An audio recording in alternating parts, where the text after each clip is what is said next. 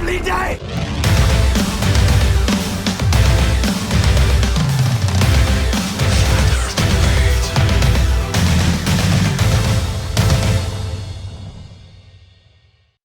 Welcome to Flat Earth Debate Live.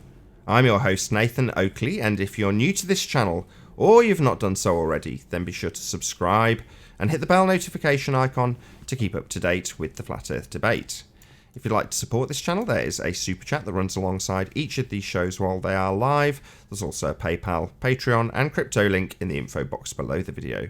Most importantly, if you'd like to join the discussion, simply mute the page you are currently watching, then click the link in the info box below this video to join the panel and express your views on the shape of the Earth. If you do join, please don't swear. If you do, you'll be ejected, and if you are, please don't try to rejoin the stream using sock accounts. You'll be warmly welcomed back on the next stream. Please also share the show on social media. Sharing the show obviously increases the live audience, but this in turn increases the chances of a more diverse panel. Now, we are joined by Quantum Eraser, The Plain Truth, Sleeping Warrior, Ranty Flat Earth, Physics Warrior, Paul, Chris, Chocolate Sane, Arwin, and 10th Man. Very good to have you all. Hello, what up? Hello. Good morning. Good morning. Good morning. My screen sharing has stopped working again. Very irritating. Any signs of Earth curvature? Any sign of what? Earth curvature? No.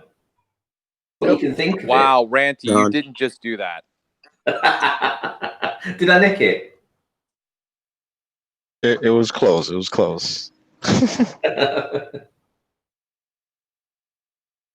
Any? Go on then, Ranty. Get it right, Ranty.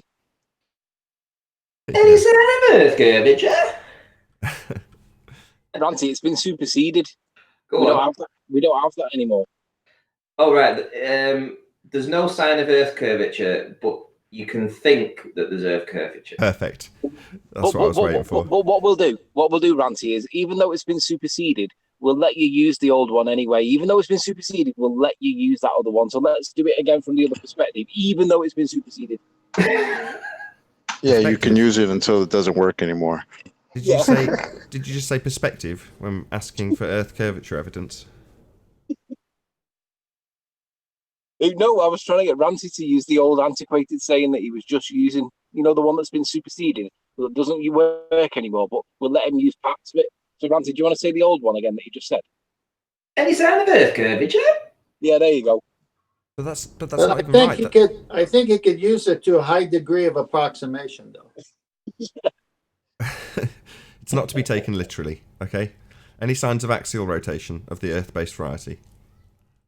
There is no sign of axial rotation, although you might want to think that you're spinning. Yeah, you can think that you are spinning. You can imagine that you're spinning. Any scientific evidence of gravity? Scientific evidence of what? Gravity, scientific evidence thereof. No, there is no evidence whatsoever for gravity. Only in maths, pseudoscience.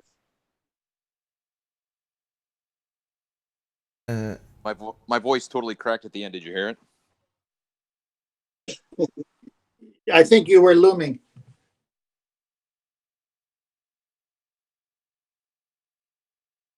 Any more for any more? No, that's it. No. Any evidence of the distance to the sun? Go on, Arwin.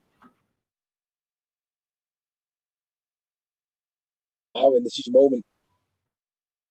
Outside having a smoke, probably. Tony's got a Musa and we've got an Arwin. There's no measurable But he's not distance. here. There is no measurable distance to the sun. However, you could act as if there was one. Yeah, we can't measure the distance to the sun, but you can act as though we can. Any evidence of a self-perpetuating molten iron core at the centre of a presupposed spherical Earth? Nope. Content one. Oh, Nope. Any evidence of the R value, Earth radius? Nope. Definitely no evidence of R. Oh, you can imagine that there is. nah. I don't want to imagine.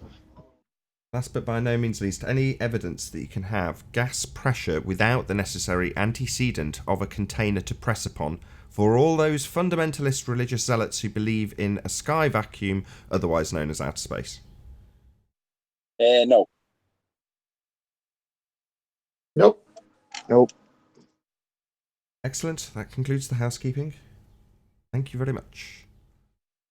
Any sign of Narnia? Just the same as space. They just made it up. It's a fake medium.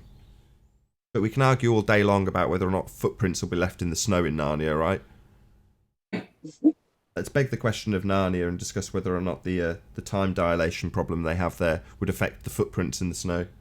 Because that makes a whole bunch of sense, right? Rather than just saying Narnia isn't real.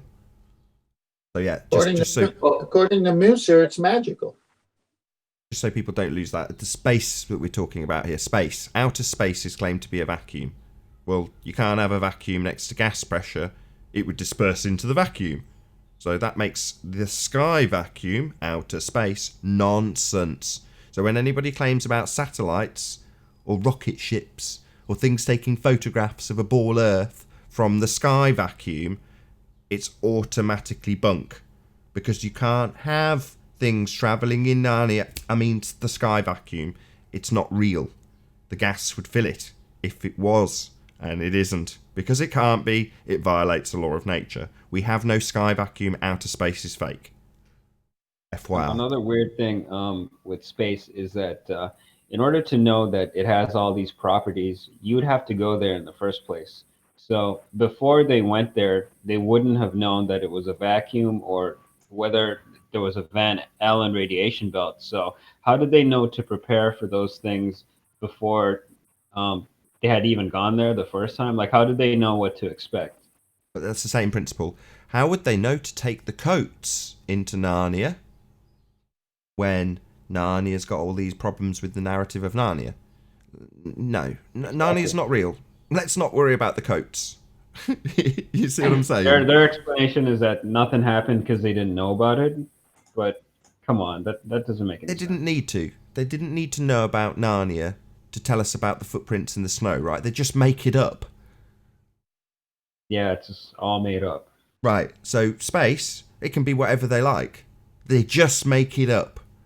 But the fact remains, they claim it's a vacuum, the sky vacuum, outer space. No, it can't be. It violates the law of nature. The gas would fill the space. Entropy is real. How do you bend time? How do you bend time? Yeah, that's what they're saying. Space time. You know space. Show me space time, and I'll tell you how you can bend that bad boy. Another hypothetical that I wanted to touch on. We all know space isn't real, so this is just like hypothetical.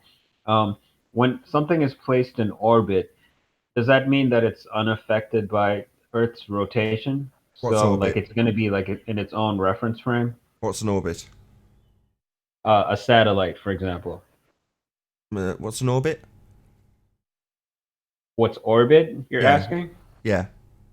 Well, it's Narnia, and I know that, but I'm just saying based on their model and how It it doesn't works. matter what they say then. Right. They can make Hold on, we've got there.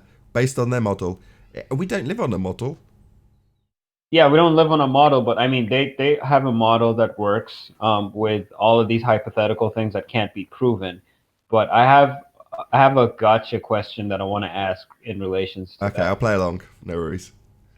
So if something is in orbit, is it not in the same reference frame as our atmosphere, meaning that it's not going to be affected by the spin of Earth? Yes. That was a lot of nonsense to take in. Say that again. Okay, so Earth is in space and it's doing what? If a satellite is in space and Earth is turning, is that satellite turning with Earth, or is it just in a fixed position?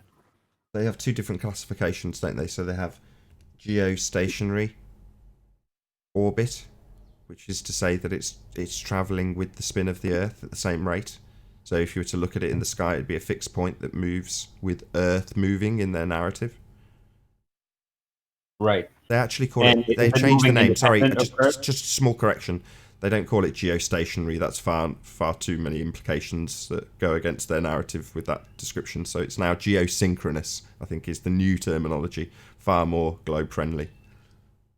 Geostationary sounds bad, right? It does. It does. For them. And does that mean that these geostationary satellites are not spinning with Earth? They're just in a fixed position, observing Earth. In their narrative, it is fixed in position to us because it's in the same apparent reference frame, spinning with Earth. Geosynchronous. In other words, synchronized with Earth's rotation according to their narrative. Right. Synchronized with R. Well, synchronized with the claim of a spin. That defeats the purpose of what I was saying, because I thought it was actually moving like independent of Earth. But if it's moving with Earth, then yeah, it's not going to work in my explanation. Well, that's just one type of satellite. There are others that aren't geosynchronous. So what was your example? Give it anyway, and we'll just assume you're not talking about a geosynchronous satellite. Right. So in my example, when they were traveling to the moon, what they did was they had to go into Earth orbit and literally, I think, go around Earth until they finally got to the moon, because the moon is within Earth's orbit. I'm just thinking, why don't they do what these other satellites do that can move, which is, just place yourself in orbit and wait for the moon to come to you, if that makes sense, rather than you trying to go to it, since you're going to be rotating, I guess, going against the spin of the Earth. You're eventually going to encounter the moon at some point. That makes sense. Well, it's part I of the think narrative. you're trying to say, get a spaceship out there far enough and stop the rocket fuel and wait till your object comes to you. Yeah, exactly. But that is part of the narrative, but they describe it differently. So they have it as like a slingshot effect, but they're essentially describing the Earth rotating underneath the rocket as it's leaving Earth's atmosphere and the effects thereof. So from what I can understand, it is actually part of their narrative anyway. It's just a contradiction in terms when it comes to the Coriolis effect. So what's the difference, Nathan, between the Glober's argument for the difference between a plane and a speeding bullet? Because they say that the bullet has to take effect for Coriolis, but the plane doesn't. So what's their argument against that? I think they say that a bullet is ballistic, is in ballistic flight, whereas a plane is controlled because the pilot is controlling the movements that the plane is making and making adjustments. So to summarize this, their reply would be a total non sequitur then. Yep. Now, Because planes just have to constantly account for Coriolis, constantly compensate in order for it not to affect the normal flight. If the Earth is moving, you have to have a second reference point. Yeah, it's a total non sequitur. It's like saying we've got these kids that lower cars, right? You've all seen these kids that lower cars, and they're rubbing against the roads, and the council come along and say these kids are rubbing, their cars are too low, and someone else on the council says, well, no, but you've got low riders. Low riders, and someone else comes along and says, no, you've also got these very, very expensive, highly tuned Italian cars that are equally low, and they damage the roads too. And the first councilman says, yeah, but the kids with the lowered cars have got turbochargers, and the Ferraris are naturally aspirated. In other words, a total non sequitur in no way addresses the problem, in no way addresses the point, has something that seems vaguely related. I think you'd call it a straw man. Wouldn't it be possible, Nathan, for somebody with a gun to sort of like modify the barrel so that it's a bit of an extra length and shoot it straight up, but have it so that they're able to have it properly vertical, and shoot some bullets up and see whether they travel a mile or so? Yeah, but they've done this. It's been done with cannons, and in some instances the cannonball goes back in the barrel. Yeah, somebody's done it with 50 calibers. It's like Jimbo's go-to. He loves giving this example. Yeah, explaining. But didn't they do it where they just sort of like, they didn't have it set up properly? They just ran up and sort of like aimed it up sort of thing, rather than actually did a proper experiment with it. But you can calculate the hand time, and it should be considerably off, nowhere near your position by the time it comes back down again, given the hang time. If they're going to claim have it what I mean is, it didn't. Who's to say that they had the barrel properly vertical if you're doing it by hand? Shouldn't make any difference if you're going into the second reference frame and the Earth's rotating underneath at a considerable rate. Even if it's off by a little bit. You could argue that if they were claiming it had happened, you could say, well, yeah, you could just move the barrel slightly off target and it would go miles off course. But that's not the case either way, unless you're saying that people are compensating for the spin of the Earth underneath by tilting the gun, which is preposterous. Well, what I'm saying is that in order to take that out of the equation, if it was set up properly with a proper vertical barrel, and it was done under test conditions where you fired maybe a dozen bullets at separate times, and just get an idea of where these bullets land. Because essentially, if it say it takes a minute or so for the bullet to go up and come back down, let's say it's a 50 cal, then it should have travelled what, 1.5 miles under the spin of the, maybe more, no, 1,000 miles an hour. I see what you're saying. The problem here is that this is where we are succumbing to a burden of proof reversal fallacy, because for us to prove non-existence, in other words, say, look, it doesn't turn, it's like, hold on, who's claiming that Earth's spinning here? Well, go and prove that it does. Don't charge us with proving that it doesn't, proving non-existence with the burden of proof reversal fallacy, and then pull apart trying to disprove non-existence. It's outrageous. You know what I mean? It's like, well, actually, somebody's just put in the chat that it's 1,500 feet per second. So essentially, if it lands anywhere near you, like you say, Nathan, unless they were, seriously off with that barrel, it shouldn't make a difference. Yeah, because it takes a minute or so to go up. So a minute, 60 times, it's 90,000 feet. It should have travelled in that 1 minute or so. Need to ask There's Jimbo. calibers. There's Jimbo's calibers that go over 3,000 feet per second, easy. No, the spin of the Earth. Oh, okay. So just ask Quantum Eraser. Ask Quantum Eraser, subject matter expert. You've moved 1,500 feet in a second. I'm eating breakfast, man. I'll be back in a minute. No worries. Well, this goes back to shooting a target north, south, south, north.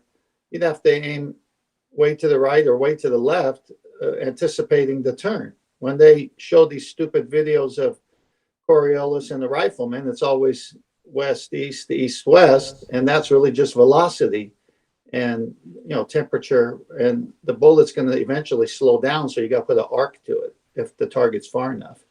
I mean, it's so easily proven. Flat Dan, shout out to you. Says, what about rail guns? Yeah, good question. You remember Felix Baumgartner went up and they figured out that he should have landed in the Pacific Ocean by the time he came down, but he ended up not too far away from his launch. Of course. Makes perfect sense. There's no demonstrations of Earth rotating.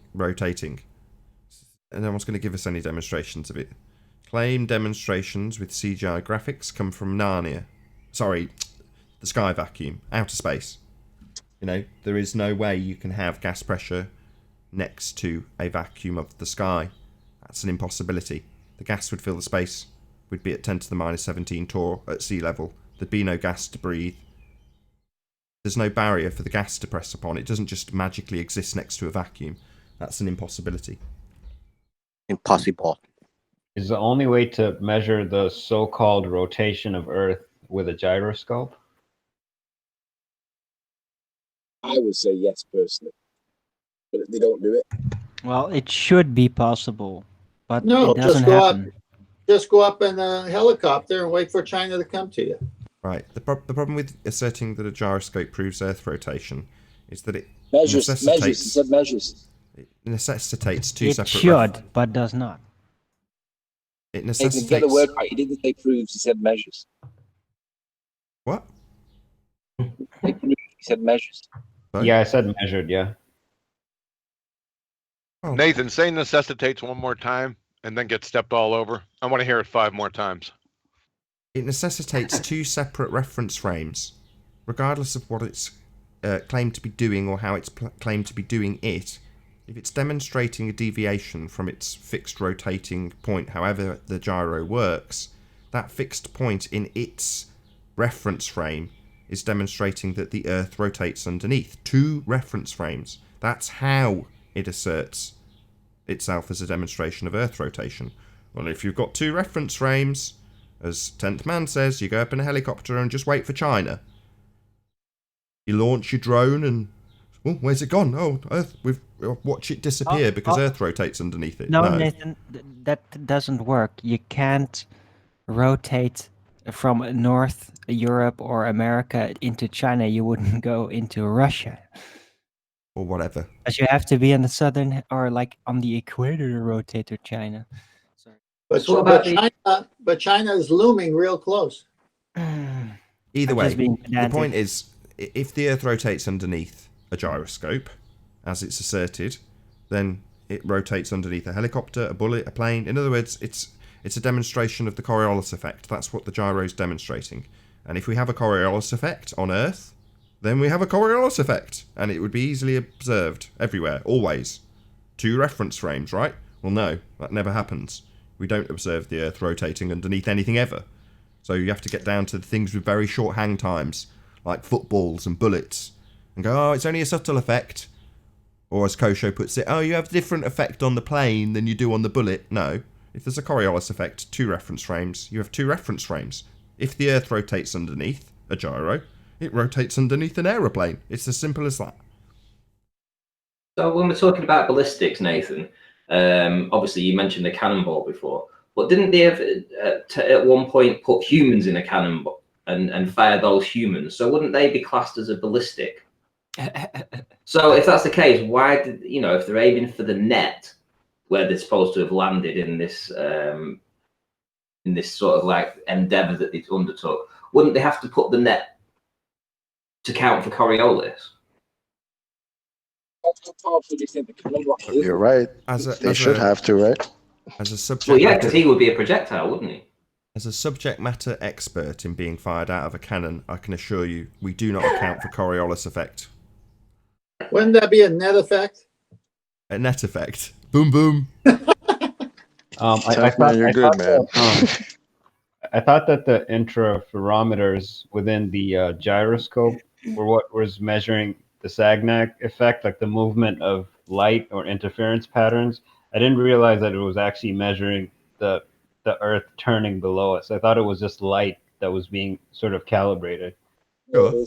But what's the assertion based on that from globeheads? The assertion is that we see an interference pattern happening within the gyroscope, which explains that there's some movement that's taking place, but that could be anything. Movement, yeah, but what do they assert that movement is? They assert that it's Earth's turn. So it's the Earth turning underneath. So 2 reference frames then. But it's not, though, because it's measuring, the interferometers are measuring the interference of light. They're not measuring the ground moving. No, exactly. I appreciate. And the rotation is. I get it. Hold on, Arwin. I understand, and Arwin would also do the same thing, which is to say, let's debunk the methodology and how the methodology is asserted to prove that the Earth turns underneath. That's just what they want. They'll then double speak the shit out of you when they come to giving you a single reference frame on Earth. That's all they want. You just need to pick apart what it's actually asserting. When that CG guy came on and started talking about it, all I did to win that argument was very quickly tie him down to what the gyroscope is demonstrating. Movement, you said. Well, if you're a globehead, that movement that's claimed, and you're like, well, it could be anything, trying to attack the gyro, don't. Forget the gyro. The assertion is that there's 2 reference frames, the Earth turning underneath. Well, once you've got them to concede that's what it's demonstrating, it doesn't matter what the gyro does, how it does it, or how they claim it proves the Earth rotates underneath. That's all that matters. At that point, once I'd got him, Craig, I believe his name was, to concede The gyro is a demonstration of the Earth rotating underneath two separate reference frames. That's what it proves. We can then move on. No need to discuss what the gyro does anymore. I don't care how it works. All I care about is the assertion that the Earth rotates underneath, because it doesn't.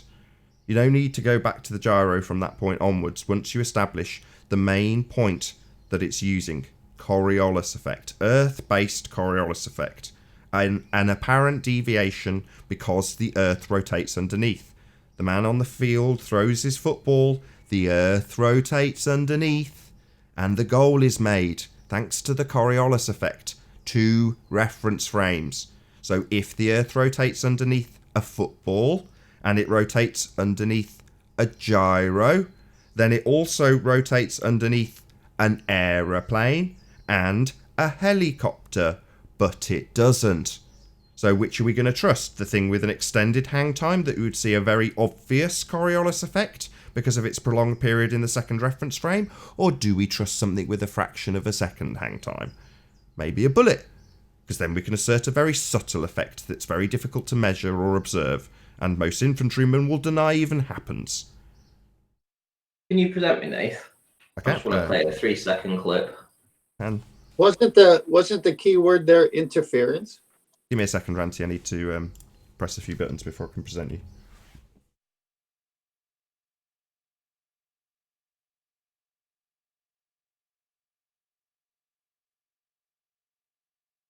I mean, you can screen share and I can't. Right, I've got you up. Okay, so now we're going to watch a projectile, a human, launched from a cannon. So essentially we've met the parameters now for what the globalists would say is needs to be accounted for Coriolis. And if the mathematics was right by the gentleman that was speaking in the chat before, 1,500 feet per second.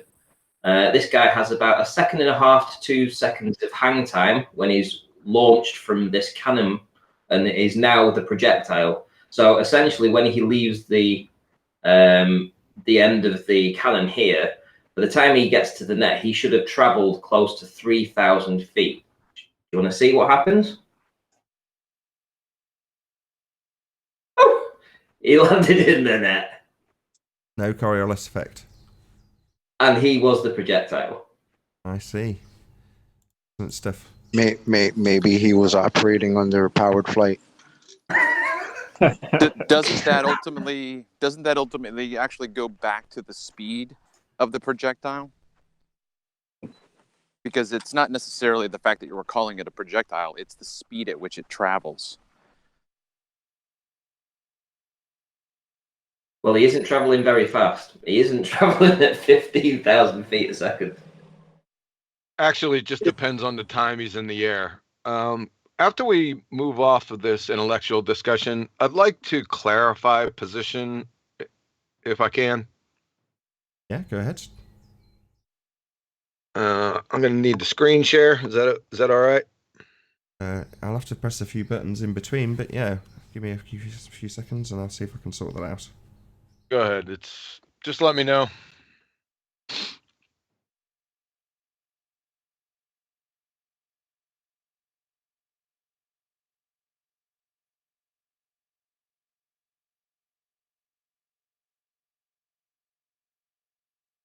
A couple more seconds and I'm there. That's fine. Take your time.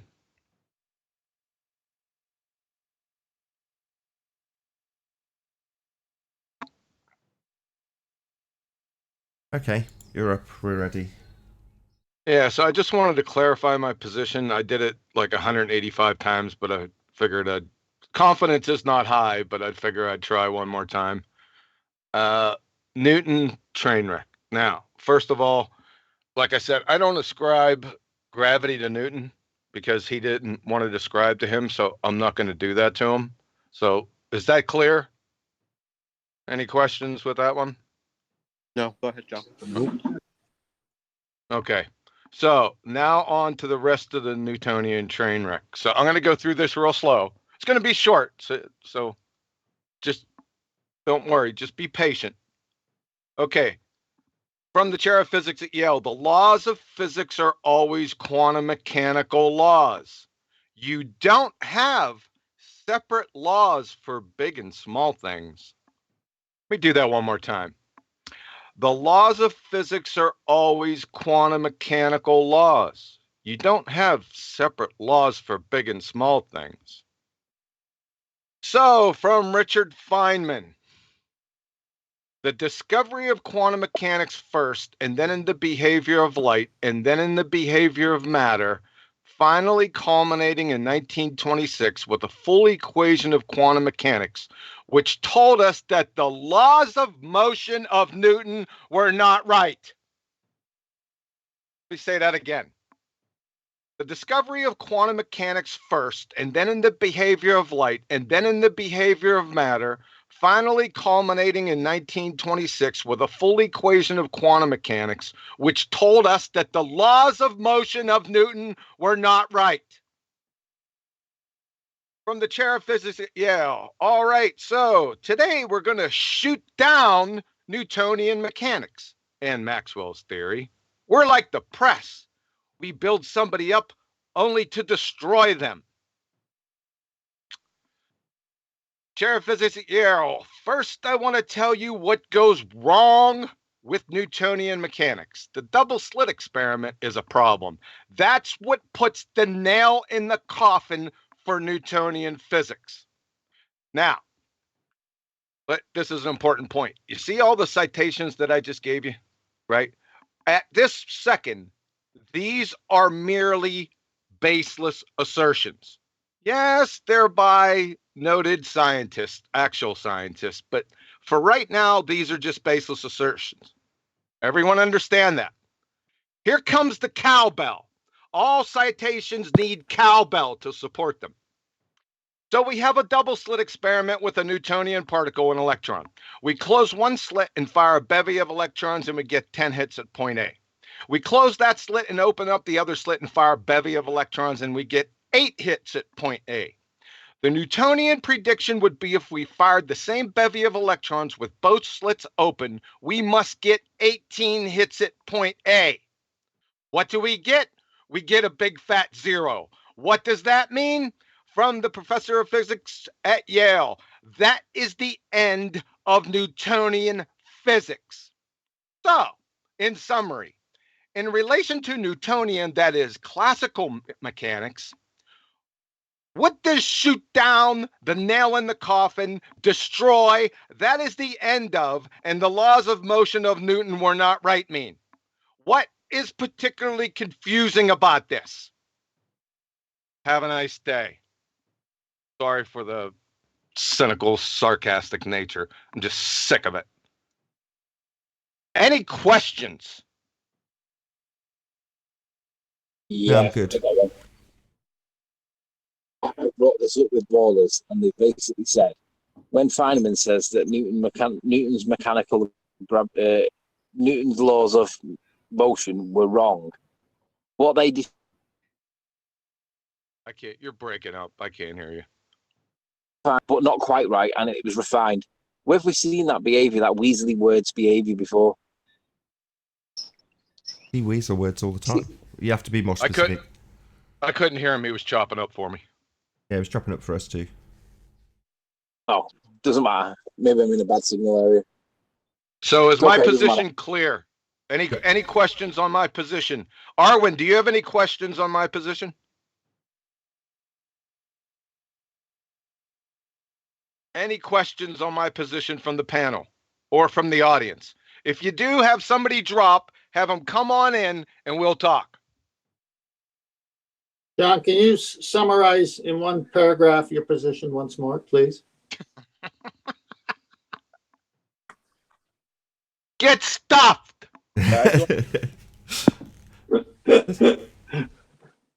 Newton, nonsense.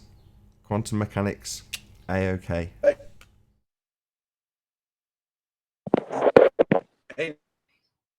Maybe that was too concise.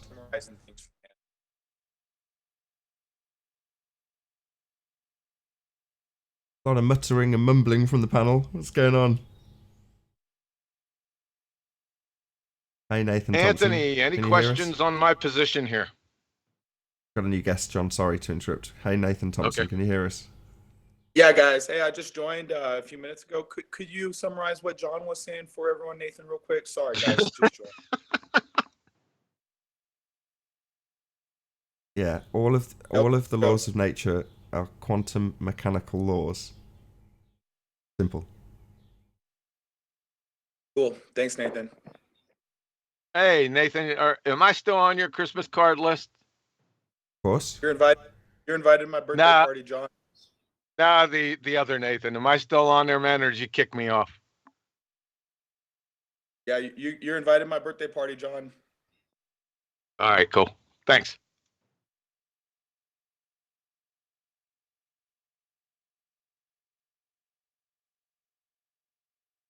Sorry to ruin the mood. What's going on, Nathan? Did ruin any mood, John? You good? Somebody told you to be.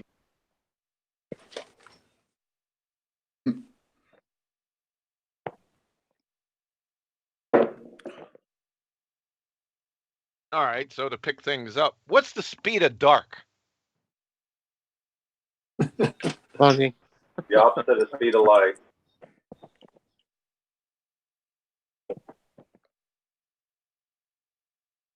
Hey, I got a question for the panel since it's kind of quiet. Does anyone think that darkness is not just the absence of light?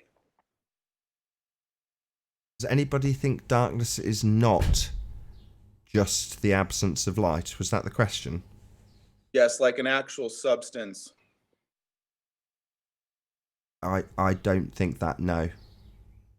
Heard of that? Why would you pose that as a question? Let's just say I said, yeah, I think that darkness is the darkness of light, or the absence of light. What would you say? I was just curious because in the beginning it said that God separated the darkness from the light, and I've been talking a lot with Cammie from Glowbusters, and she thinks that darkness and cold are actually their own entities, like similar to how the moon is giving a cold light. Is cold and dark are not just the absence of light and not just the absence of heat. It's just something I'm pondering. That's all. Just wanted to bring it to the panel's attention. Hey, Anthony, you want to join in on? You want me to pull him on Skype because he's chopping? Just wait a minute, John. You'll have to bear with me. It's his connection. He's out mobile, so it's nothing I can do with Skype, I don't think. Skype would probably make matters worse, if anything. Oh, okay. I've got a question. That's an interesting question you had there, Nathan. Not you, Nathan, the other Nathan. Can we have different Nathans? Thompson and Oakley from now on. You can call me Oakley and Thompson. That's the easiest way. Nah, I'm not calling you Oakley. Oh, right. something wrong with my family name. No, there's nothing wrong with Oakley. I just find it in poor taste. Fair enough. I could the USA, Nathan. I think we can contextually we can have figure it out. Define darkness. Absence of light. So it's the absence of light. Is that what the definition is? So now I'll look it up. Give me 10 seconds.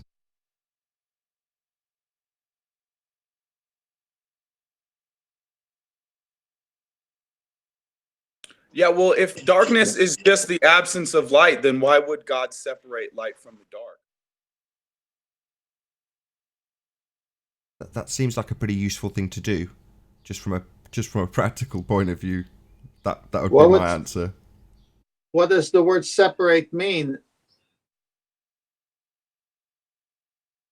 Yeah, that's a good question. It's just also because we always get from the ballers, Divinity. You have a cold light because like they believe in fake science and stuff.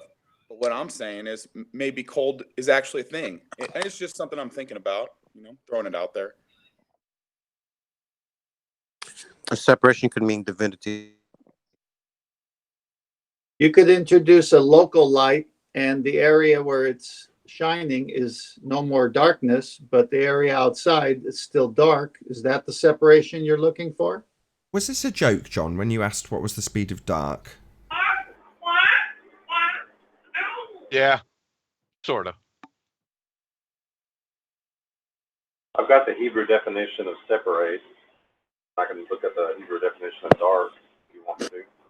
Guys, let me read it. Yeah. If you guys can hear me. Yeah, go ahead. The Hebrew is the Babal. I think that's how you say it. Is Babal in English. I'm probably mispronouncing it. But it says to divide or separate. To divide, separate, serve, something like that. To separate, set apart, Sever. to make a distinction, difference, to divide into parts. What did somebody say? It's pronounced cabal. You said kabah? Baba? I thought it was babal, something like that. With a B.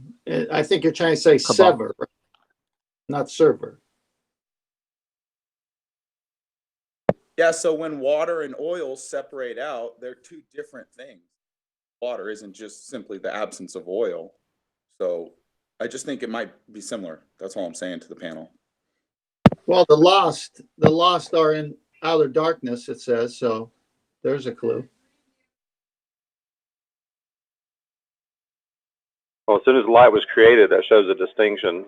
So I guess it's just separating the two, saying there's a distinction between what darkness is and what light is. So you could go from that angle.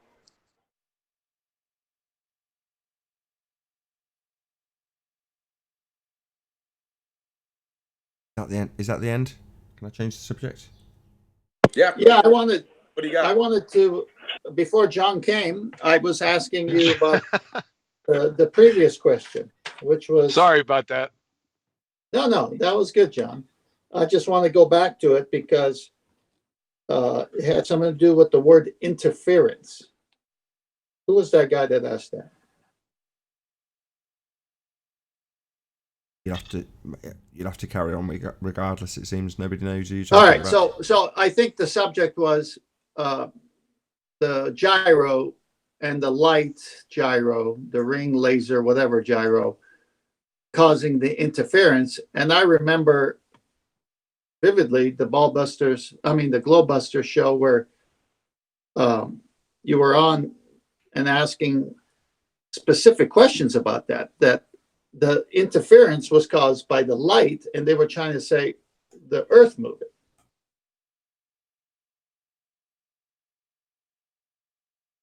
Yeah. Have you got a good understanding of the Sandek effect? What's actually happening? Yeah, I mean the word I wanted to specify was interference. What's causing the interference? So it's either the earth moving causing interference or the light within the mechanical gyro that's moving. Yeah, I don't know the answer to that question. In terms of what the gyro does, do I have a great understanding of it? Not really, if I'm honest. But I don't need to. You know, what it's doing is kind of irrelevant. The assertion that it proves the two reference frames is all I care about. Who cares what it does? But that's Sorry my to point. step all over you, but exactly. That's exactly my point, because when you said, oh, then we should be observing airplanes going to their destinations quicker one direction versus another if the second reference point was moving.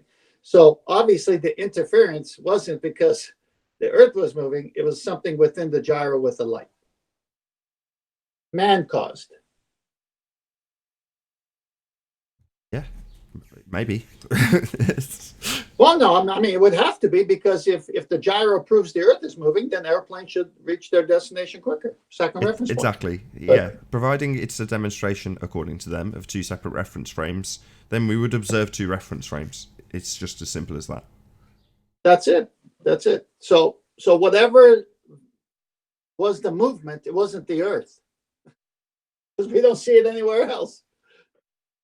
Yeah, Nathan, would you agree that there's no way to manipulate the cause of the effect there, but we at least on flat Earth have a natural occurring phenomenon? The sky, lights in the sky rotate 15 degrees.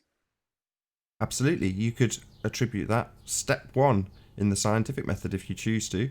Yeah, that's a phenomena right there. Absolutely. Something's happening.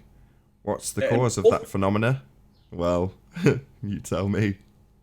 Yeah, both sides can't manipulate the cause, but at least our side has a naturally occurring phenomenon.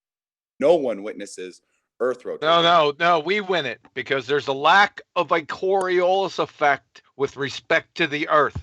We win. True that. True. Good point. That's the whole point. Not that the Coriolis effect doesn't exist. It's the lack of the Coriolis effect where it should be on a spinning Earth. There is no Coriolis effect in relation to the Earth. That last part of that statement's pretty important. We are definitely not using the stars as acclaimed phenomena, but they do. You know, astronomy, they just look at stuff and say that is X and then make up a story. But, you know, they can almost claim science because they have the first step.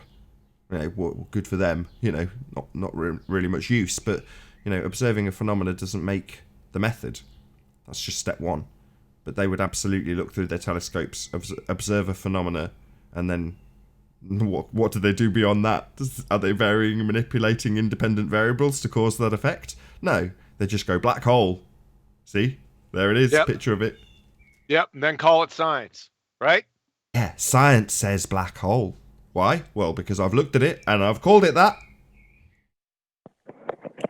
Owen had a good analogy. When these people talk, just picture a wizard in a sparkly robe waving a wand around.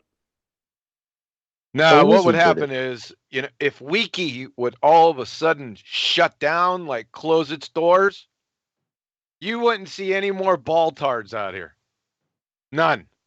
And some flat I think earthers, but I think John snapped the wand yesterday. did I actually snap the wand?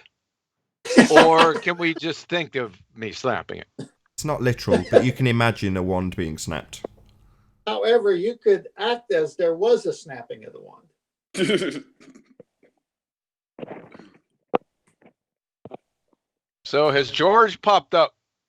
George Musser, not that idiot Nat Check or whatever his name is. Where in the world is Georgie fucking Musa? Yeah, no, so no sign of him, right?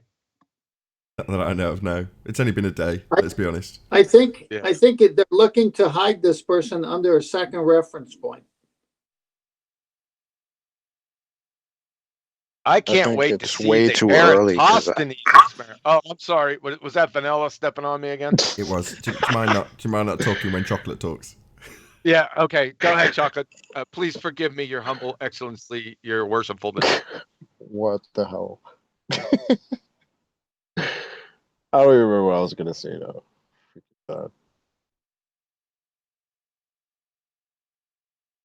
Go ahead, John.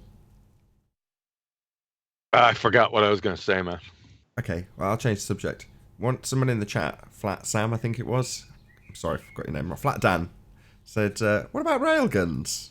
Now, I think railguns are interesting in relation to the Earth being flat. And Yeah, I used to have. Sorry for stepping on you. That used to be one of my arguments back in the day, but I stopped doing it because the ignorant baltards turned it into an indirect fire weapon, and I got tired of battling it. I just said, "Out heck with it. I'll just stick with the ones I got." Hey, John, what's an indirect fire weapon? Just how it sounds. It's like mortars, right? You're not directly firing at the person. It's like like I said, Cannons. mortars. M2. I don't. Somebody's talking. Yeah, I got you. Cannons and stuff like that. Yeah, they're laser guided though. The railgun's not laser guided. I was going to say, no, the railgun's not laser guided, they're but the replacement proof. So in the info box below this video and the premiering video, if you're watching this on Nathan Oakley channel, is a link to a video that's called Science versus Pseudoscience Flat Earth Proofs. And in that, it's not the railgun that's used as the example. It's the Type 2 Sea Sparrow, and that is laser guided. There's a pencil beam that has to actually make contact with the target and stay in contact while the projectile's making its way to the target. So you have to have direct line of sight with this pencil beam laser to target the they call it painting, I think that's the terminology. To paint the target, you have to have the target painted in order to hit it. Well, that's direct line of sight. It's not like a mortar where you're shooting blind and roughly working out where they are, or the railgun is claimed to be the same. I didn't know that actually, John, but so they claim that it's just firing over the horizon, right? No, they claimed it was firing up to space and then coming down and killing tanks and stuff. You know, moronic, because the railgun, it's the impact velocity that destroys the target. But they were talking about indirect fire. We are going down all kind of different trails. I said, I'll just leave this one go. Hey, John, They're all got. John, what would happen if a laser had to go through 24 miles of water to reach a 35-mile target? That sounds like one of my arguments. Yeah, That's what I'm asking you. You can't. The laser's not going to go through the water. What would happen to it the minute it hit water? Would it change direction and go off its target? It ain't going to get anywhere near its target. That's for sure. If there's a wall of Earth curve covered in water between you and your target, as is asserted by fundamentalist religious zealots who believe they live on a sphere, then you wouldn't be painting the target, you'd be painting the wall between you and the target, and you'd never hit it because you'd hit the wall. There is no wall. They do absolutely paint targets at astronomical distances. Not astronomical, very big. Probably the wrong terminology there. Nevertheless, they can actually see this stuff. It's over water at great... I think it's 30 kilometres. Just huge distances. No, it's longer than that. It's 50 kilometers, but it's longer. The actual distance is classified. Yeah. Yeah, they won't tell us. They won't tell us the real distance. Well, you can get a good idea if you go and watch Mark Sargent's Strange World 23 interview with a guy who was out there using this equipment, and he said a similar thing. 30 miles, I think it was, rather than 30k. Nevertheless, he's basically saying, yeah, they do go further, but we just don't get to disclose that information. But what they will say is 50k. That's what they'll disclose and is openly available as public information. Therefore, I can discuss it. But he was using these targeting systems with these lasers and describing how they worked, and confirming he was actually on the ship. He wrote Mark Sargent on the back of a napkin and showed it to the camera, just to prove it. It was really him doing it. He's not just nicked some footage from somewhere. But yeah, he was like a missile instructor. Strange World 23, full interview with a missile instructor, and there's, like I say, footage showing him doing it, pretty much. Is it possible? Yeah, that evolved Sea Sparrow is a shovel in the face shot to the ball tart argument. It can end right there, actually. Any of those flat Earth proofs, we can just end it right there.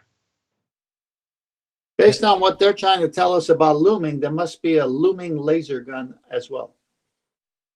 Oh, well, they can't get around that. There is no looming the laser.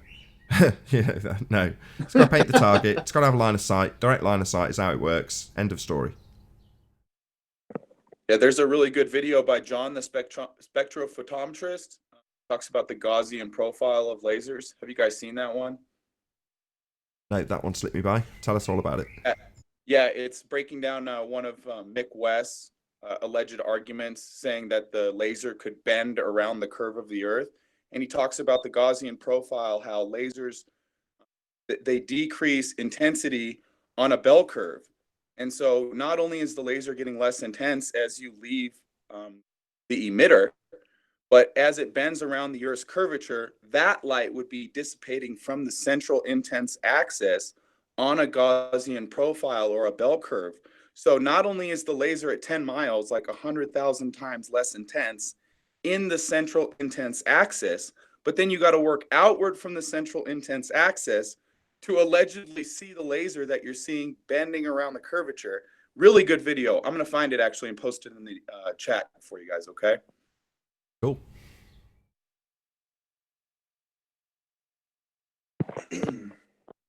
I hope that's a sufficient answer for Flat. Was it Flat Dan? Keep forgetting his name. I'm really sorry. Yeah, railguns. I thought the whole point of a laser was to zero in straight on the target. I mean, I have one or two for one of my rifles. I was hanging out with Karen B this week, and she told me about dextro rotation and levro rotation. Is the panel all familiar with that stuff?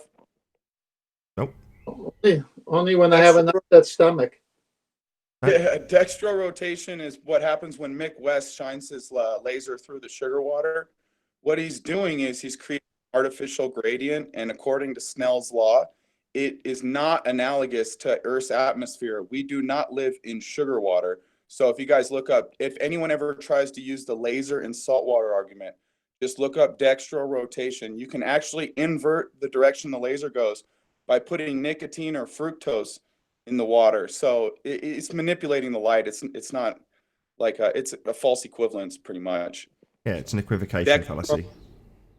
False equivocation. Yeah, dextro rotation. Check it out, guys. Okay, now I do know what you're talking about, and I mentioned I just didn't know the term off the top of my head. But yes, the sugar water bending a light through a tank, a fish tank that's had fish sugar. Tank made of what? Fish tank made of what? Glass? Sugar. Was it glass? Made of glass, yes. Yeah. Did the glass, was the light outside the fish tank? I think. Yes, sir. Sure. Yeah, so you're going to get a certain degree of refraction. Snell's law will apply just going through the glass, is what you're saying. Well, at least with sugar water, you get a sweet target. Yeah. Yeah, nice. right. Nice. Yeah. Well, Well, you're hot tonight. Sorry, Nate. I had Sorry, thought of Nathan. glass. I was stepping on you. Go ahead. No, it's just there's nothing more to say, really. It's just an equivocation fallacy on account of the fact that, as it's already been summed up by Nathan Thompson, we don't live in sugar water, and the extreme gradient that you have that you're shining a laser through is not analogous to the air that we live in. It's a totally different medium. It's totally different gradient, but yeah, it supports their argument. So It's just another sight gag parlor trick. That's all it is. absolutely. That's all they have is parlor tricks and obfuscation tactics. They don't have winning arguments. They have tactics and tricks. And with that, I will say, if you are watching this on the Nathan Oakley premiering stream, then stay tuned, as there will be an after show to follow. However, if you're watching this on Nathan Oakley 1980 Live, then a massive thank you for tuning in, smashing the super chat, liking, commenting, sharing, subscribing. Shout out to James Richard for smashing the super chat in the last few seconds.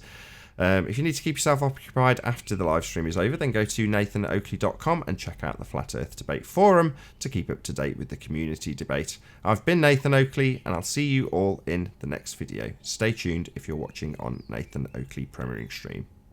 Oh, what a day! What a lovely day!